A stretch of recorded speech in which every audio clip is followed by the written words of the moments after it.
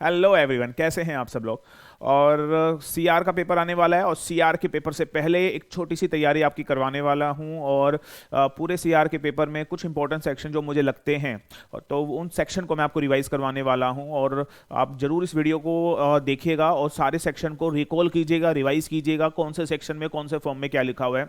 Exam से पहले एक छोटी सी तैयारी, छोटी सी कोशिश आप सब लोगों के लिए तो देखिएगा। और जिस दिन एग्जाम देने जा रहे हों तो उस दिन इस वीडियो को सुबह सुबह एक बार और लगा लीजिएगा, हेडफोन लगा लीजिएगा और सुनिएगा और सारी चीज़ें रिकॉल होती रहेंगी। 4-5 बार सुनिएगा, आई वुड सजेस्ट, राइट।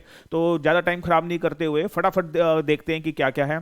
सबसे पहले हेडिंग लिखी है important sections and forms for the corporate restructuring paper.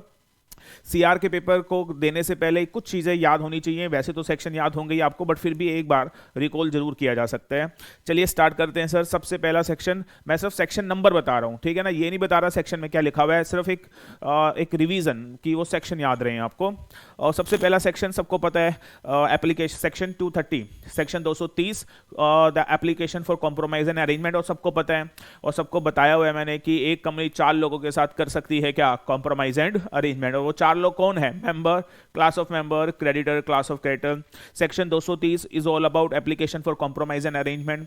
जब ये आप सबको पता है कि अगर आप कॉम्प्रोमाइज अरेंजमेंट करते हैं तो सब आपको 3 लोगों की अप्रूवल लेनी पड़ती है। एक तो बोर्ड ऑफ डायरेक्टर की, उसके बाद आपको अप्रूवल लेनी पड़ती है शेयर होल्डर की, उसके बाद आपको अप्रूवल लेनी पड़ती है एनसीएलटी की। तो 3 अप्रूवल आपको लेनी पड़ती है। और शेयर होल्डर की अप्रूवल ओआर पास होगा, एसआर नो सर, एसएसआर पास होता है, special resolution you will pass.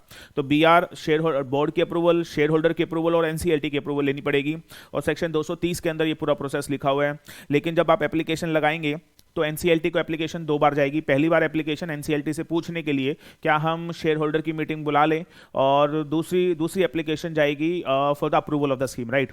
और पहली एप्लीकेशन जो जाएगी, बच्चों ध्यान से सुनना, पहली एप्लीकेशन जाएगी एनसीएलटी 1 में। एनसीएलटी 1 में फर्स्ट एप्लीकेशन लगाएंगे और उसके साथ दैट इज अटैचमेंट जाएगी, that is NCLT 2, that is notice of admission. तो फर्स्ट एप्लीकेशन में क्या क्या जाने वाला है, फर्स्ट एप्लीकेशन के अंदर एनसीएलटी 1 एप्लीकेशन और उसके साथ अटैचमेंट जाएगी एनसीएलटी 2 नोटिस ऑफ एडमिशन। उसके साथ एक एफिडेविट जाएगा, दैट इज एनसीएलटी 6। उसके साथ that is creditor responsibility statement जाएगी का 1 CAA, और दैट इज का 1 बोलते हैं इसको हम लोग, का 1 के अंदर। तो फर्स्ट एप्लीकेशन के अंदर सारी चीज़ें अटैच करके जाएंगी।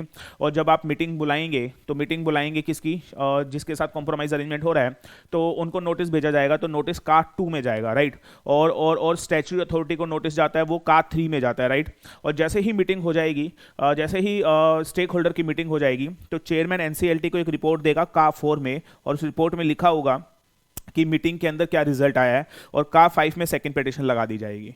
तो डेफिनेटली कुछ फॉर्म्स है जो आपको याद होने चाहिए, और पेपर में फॉर्म एंड सेक्शन लिखना है। That is compromise arrangement, that is the most liberal section the companies act. Section 230 that is compromise and arrangement. That is section 232 that is merger amalgamation demerger reconstruction से deal करता है section 232। Section 233 fast track merger. 234 cross border merger. 235 deal with the take over of unlisted company. और take over of unlisted company बोलते हैं, but याद होगा अगर आपने सेक्शन 235 पढ़ा हुआ है, मैंने पढ़ाया था सेक्शन 235 के अंदर, you can compel the dissenting shareholder to sell their share against their wish. That is very very important section. और ना जाने क्यों मुझे लग रहा है कि सेक्शन 235 अब की बार आएगा, फॉर श्योर आएगा। Section 237 that is merger amalgamation in the public interest. ये कुछ सेक्शन मुझे लगता है मर्जर अमलगमेशन के लिए, और ये कुछ फॉर्म्स इंपॉर्टेंट जो याद होने ही चाहिए। आगे बढ़ते हैं, that is on take over. Take over पे आते हैं सर। टेक ओवर के अंदर कुछ रेगुलेशंस हैं, कुछ इंपॉर्टेंट रेगुलेशन मैंने लिख दिए हैं, और वो रेगुलेशन एक बार रिवाइज कर लेते हैं कौन कौन सी है। Regulation 3 sub regulation 1 SEBI take over code, अगर आपने 25% का लेवल टच किया है तो मेक एन ओपन ऑफर। 3.2 अगर आप 25 से 75 के बीच में है और मोर देन 5% एक फाइनेंशियल ईयर में एक्वायर करते हैं तो make an open offer. Regulation 4 sir अगर आपने कंट्रोल एक्वायर किया है still make an open offer. Regulation 5 अगर आप इनडायरेक्ट एक्यूजिशन भी करते हैं तो इनडायरेक्ट एक्यूजिशन देने के लिए भी ओपन ऑफर देना पड़ेगा। रेगुलेशन 6 वॉलंटरी ऑफर अगर आप चाहें तो दे सकते हैं, आपकी मर्जी है, 10% का वॉलंटरी ऑफर जाता है। रेगुलेशन 3 में मैंडेटरी ऑफर 26% का जाता है। अच्छा, ये 10% का वॉलंटरी ऑफर जाएगा और 26% का मैंडेटरी ऑफर जाएगा, ये बात रेगुलेशन 7 में लिखी हुई है, लिखते रहे ऑफर साइज। और किस रेट के ऊपर ओपन ऑफर जाता है ये रेगुलेशन 8 में लिखा हुआ है बच्चों, दैट इज ऑफर प्राइस। इसको हमेशा याद रखिएगा। रेगुलेशन 9, एक्वायरर जब शेयर होल्डर को पेमेंट देगा तो कितने तरीके हैं पेमेंट देने के? 5 तरीके हैं पेमेंट देने के। कौन कौन से? कैश, लिस्टेड इक्विटी शेयर अपना या पीएससी का, लिस्टेड नॉन कन्वर्टिबल डिबेंचर अपना या पीएससी का, लिस्टेड कन्वर्टिबल डिबेंचर अपना या पीएससी का, और any combination. That is regulation 9। Regulation 10, regulation 11, I am telling you, CS executive में भी रेगुलेशन 10 के ऊपर क्वेश्चन आया है। आई am telling you regulation 10 the very very very important for the exam. Inter से ट्रांसफर जरूर करके जाना रेगुलेशन 10 में मेरे भाई। Regulation 10 very very important, inter से ट्रांसफर। और एक चीज याद आ रही है, रेगुलेशन 10 तो बहुत अच्छे से पढ़ के जानी है। इवन अभी एग्जीक्यूटिव के पेपर में मैंने देखा कि 10(1)(d)(3 पूछ लिया। मतलब सिंपली क्या बोला कि please explain regulation 10(1)(d)(3). D3 simply लिख दिया और बोला D3 एक्सप्लेन करो। तो ऐसे क्वेश्चन एग्जीक्यूटिव लेवल पे पूछे जा रहे हैं, तो आपसे तो मुझे लगता है और टफ पूछना बनता है आईसीएसआई का। तो regulation 10, regulation 11 very very important. 10 I am telling you inter से ट्रांसफर जरूर पढ़िएगा, that is very very important. मुझे गट फीलिंग है कि क्वेश्चन आ सकता है इसके ऊपर। और 10 और 11 deal with exemption from open offer. आपको ओपन ऑफर देने की जरूरत नहीं पड़ेगी अगर आप 10 और 11 में फॉल कर रहे हैं। एक क्वेश्चन और पढ़िएगा, मैं आपको बता दूं, लिख लो, ये क्वेश्चन मुझे लगता है आ सकता है। दैट इज अगर आप किसी कंपनी को टेक ओवर कर रहे हैं तो व्हाट आर द डिफेंस। तो सामने वाला जो प्रमोटर है वो अपनी कंपनी को बचाने के लिए क्या क्या स्ट्रेटजीज अडॉप्ट कर सकता है। Strategies to prevent hostile take over. ये क्वेश्चन मत छोड़ के जाना, मैं बता रहा हूं क्वेश्चन जरूर आ सकता है। कौन सा? Strategies to prevent hostile take over. Don't leave that question, that is very very important. You know that वो करवाई होंगी पैकमैन डिफेंस, अगर आपको याद हो। I am talking about those, that is amendment, right. जो सारी की सारी चीज़ें करवाई हुई थी, आई थिंक 14-15 स्ट्रेटेजीज बताई थी मैंने, अगर आपको याद है। White knight strategy were there, golden parachute. I am talking about दो strategies to prevent hostile take over. और एक चीज़ और याद आ रही है, 2 तरीके के वैसे तो 5 तरीके के टेक ओवर बताए थे, रिवीजन क्लास में बताया था, friendly take over, hostile take over. एक चीज़ याद रखिएगा, फ्रेंडली टेक ओवर को नेगोशिएटेड टेक ओवर भी बोला जाता है। अगर पेपर में नेगोशिएटेड टेक ओवर कहीं यूज हो रहा है तो इसको याद रखिएगा, नेगोशिएटेड मतलब friendly take over we are talking about. Anyways आगे बढ़ते हैं। रेगुलेशन 12, मर्चेंट बैंकर अपॉइंट करना पड़ेगा एक्वायरर को। Regulation 13, timing of public announcement and DPS. और याद है, अगर पब्लिक अनाउंसमेंट सेम डे जाती है डायरेक्ट एक्विजिशन में, एंड डेफिनेटली 5 दिन में डीपीएस जाती है। रेगुलेशन 14, डीपीएस कितने न्यूज़पेपर में जाएगी? 4 न्यूज़पेपर में। Regulation 15, content of public announcement and DPS. Regulation 16, letter of offer SEBI को फाइल करेंगे, सेबी कमेंट देगा and all. Regulation 17, escrow account, question security law में एग्जीक्यूटिव में आ चुका है, escrow account and all. Regulation 18, general procedure. Regulation 19 very important, conditional offer.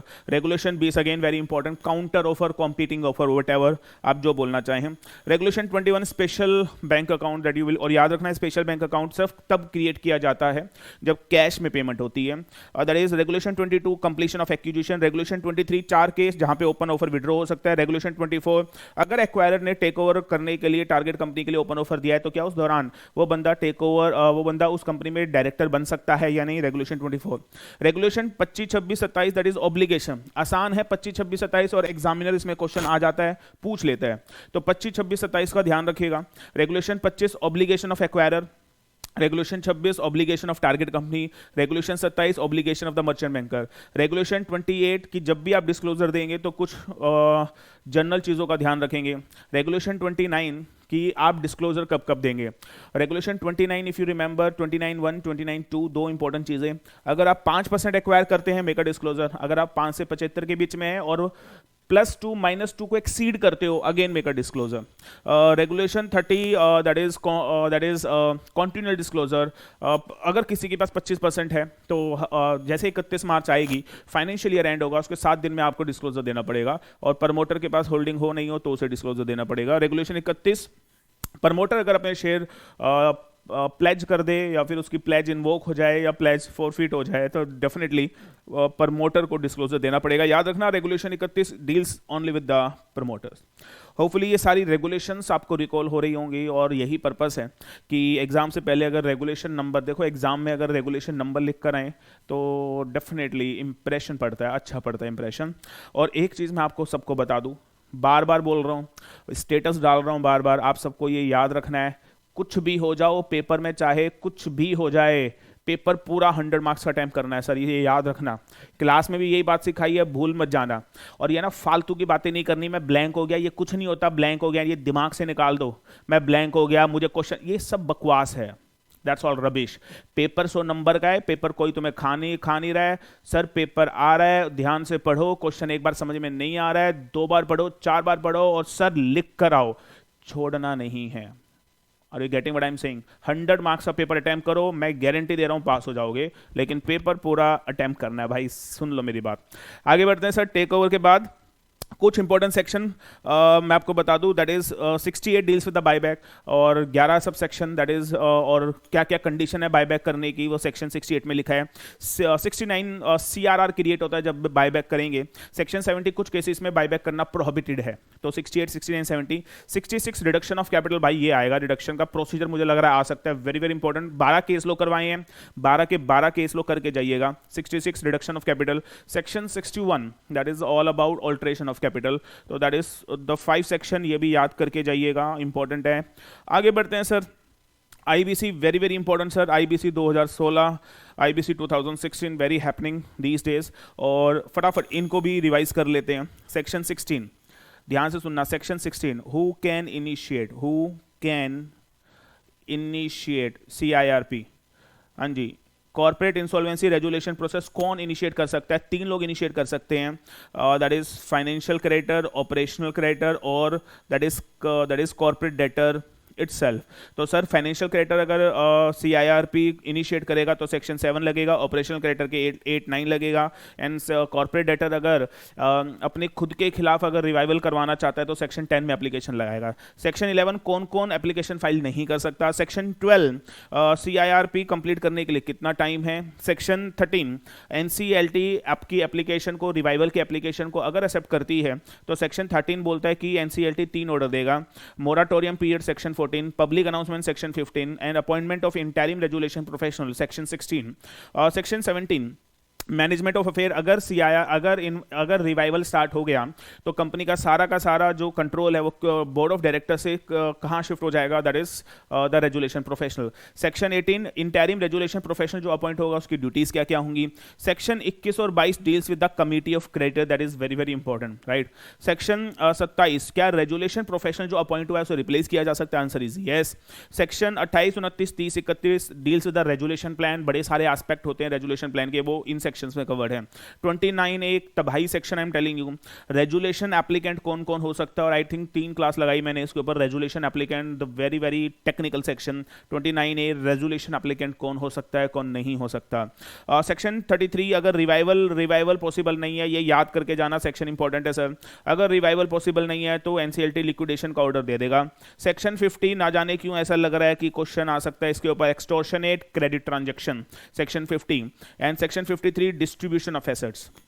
वैसे तो सेक्शन बड़े सारे हैं, बट ये सेक्शन मुझे लगता है कि देखो सारे सेक्शन आईबीसी के मुझे नहीं लगता आप लोग याद कर पाएंगे, लेकिन कुछ सेक्शन जो मुझे लगता है आने ही चाहिए वो मैंने आपको जरूर रिकॉल करवा दिया है। और इसी के साथ साथ मैं एक चीज़ और बोलना चाहूँगा इसके अंदर, chapter number 1 as per my book the introduction of corporate restructuring, corporate restructuring का जो इंट्रोडक्शन है सर वो जरूर करके जाइएगा, मुझे लगता है ये बहुत इंपॉर्टेंट चैप्टर है, इसे बिल्कुल मत छोड़िएगा रिवाइज करते टाइम। चैप्टर नंबर 1 आप करेंगे, and then I would suggest that छोटे छोटे चैप्टर, एक चैप्टर मेरी बुक में है लीगल डॉक्यूमेंटेशन, सर वो जरूर करके जाइएगा। एक चैप्टर बेटा that is cross border insolvency, that is a must have chapter, इसे छोड़ के नहीं जाना है।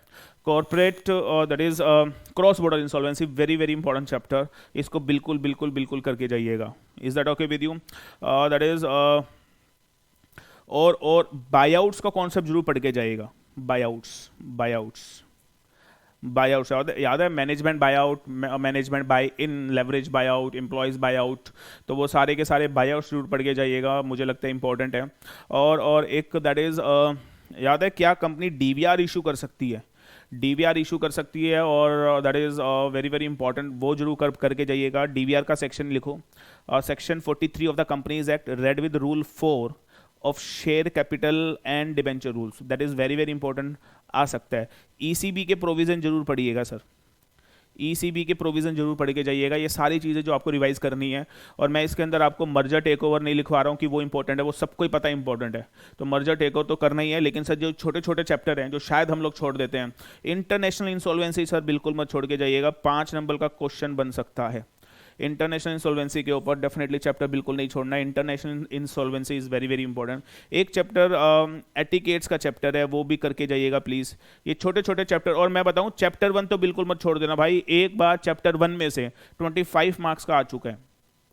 ऑर्गेनिक ग्रोथ क्या होती है, इनऑर्गेनिक ग्रोथ क्या होती है, और मैंने पिछले पेपर्स का जो पैटर्न देखा है, पिछले पेपर्स में भी क्वेश्चन जनरल ज़्यादा पूछे जा रहे हैं। Are you getting that? तो सर ये जरूर जरूर जनरल चीज़ें जरूर पढ़ के जाइएगा। I am telling you sir, valuation मत छोड़ देना मेरे भाई, valuation again very very important. और वैल्यूएशन के अंदर मैं आपको बता दूं, वैल्यूएशन ऑफ ब्रांड जरूर करके जाइएगा, वैल्यूएशन के अंदर वैल्यूएशन ऑफ ब्रांड जरूर करके जाइएगा।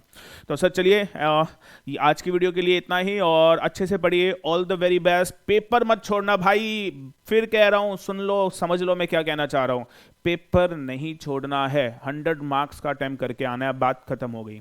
All the best, all blessings, and rest of the thing we discuss in the next video. Thank you very much.